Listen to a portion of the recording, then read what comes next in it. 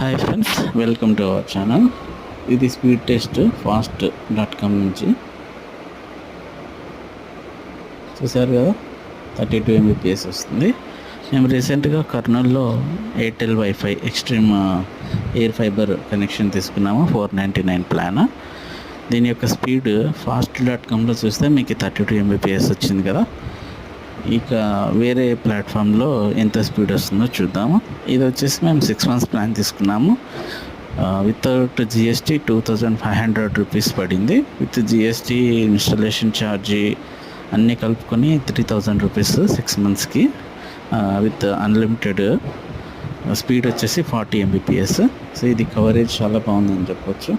Fast కూడా అట్లా ఉంది. చూసారు కదా, 40 Mbps స్పీడ్కి సేమ్ నియర్లీ అంతే స్పీడ్, ఏం డ్రాస్టిక్ ఏం చేంజ్ లేకుండా నియర్లీ అదే స్పీడ్తోనే వస్తుంది, which is a good thing.